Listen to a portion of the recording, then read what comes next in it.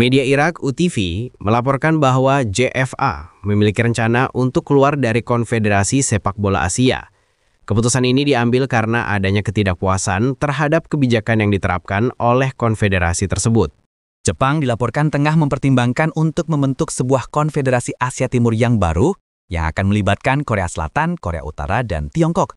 Selain itu, ada kemungkinan bahwa Indonesia, Vietnam, Singapura, Australia, dan Selandia Baru juga akan diundang untuk bergabung dalam inisiatif ini. Namun, banyaknya komentar dari warga Malaysia yang justru menuduh Indonesia untuk keluar dari AFC dan mengajak negara Asia lainnya. Kemarin nuduh, sekarang nuduh lagi. Kalau dengar berita tuh dicari sumbernya dulu ngapa sih? Jangan asal tuduh aja. Tolol banget. Syok sendiri je Indoni. Tak adanya Jepang nak harapkan dia kalau nak bentuk konfederasi baru. Negara lain relax je, yang lebih Konoha. Konoha dengan hoax dapat dipisahkan. Berita dari Konoha lah tu, tersakiti kalah dengan Pak Arab. Lepas tu buat berita kata Jepun. Kalau news dari page Indon, semua tak boleh pakai. Membongak je lebih. Konoha biasalah, dah tak layak ke Piala Dunia, meroyan tak habis-habis. Orang-orang IQ rendah jangan layan sangat. Eleh Konoha tu beria je. Dulu pun kata nak keluar AFF, tak juga berambus. Masih ada juga. Mustahil Jepun dan Korea dah layak Piala Dunia. Mereka keluar, 2 slot tu akan dapat kat negara anggota AFC yang lain. Mereka tak sebodoh itu nak keluar. Khabar angin itu hanya datang dari puak Indonesia yang kecewa gagal layak Piala Dunia. Mereka yang mulakan cerita mengarut tu. Kat TikTok, banyak berita macam tu dari Indon.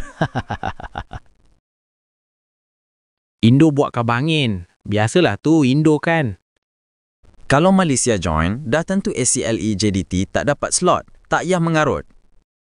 Tak payah join, slot ke Pildun itu nanti lebih terbuka. 2 negara kuat sudah keluar. Konoha dulu merajuk nak keluar AFF sampai kesudah tak keluar. Negara lain tak ada pun yang bising. Konoha je yang lebih-lebih. Punca dia sebab Arif Aimin tercalon dalam top 3. Sejak ranking bawah Malaysia ni, makin gila supporter tetangga kita. Kalau nggak nipu, bukan Konoha namanya. Yang lucu bagi kad negara wadidau lah buat lawak. Konoha tu apa hal? Tak sedar ke ASEAN pun tak lepas. Sibuk nak setaraf Jepun.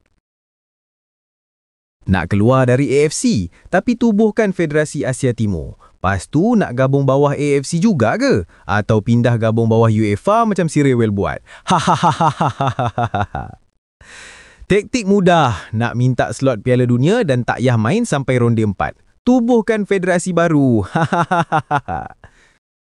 Indon kalau kalah mau keluar. Keluar AFC lah, Asian lah, semua nak keluar. Tapi cakap je. Ni bab mereka cerita diorang memang pandai lah. Jangan nanti FIFA ban terus diorang dari beraksi di bawah FIFA, apa pun tak dapat. Tak percaya, tunggu dan lihat saja. Lepas tu tak dapat slot World Cup sebab tu bukan benua. Macam biasa, berita hoax dan wadidau berpisah tiada. Konoha bab buat cerita memang kreatif. Sampaikan atlet diorang sendiri menyampah dengan hoax-hoax. Malaysia tak join pun tak apa. Sini ramai ultras FIFA dengan AFC. Belandanesia pun ikut sama ke? Takut dengan ASEAN ke? Semalam ada baca komen Malaysia kata Konoha suka buat cerita lah, merajuk lah, apalah.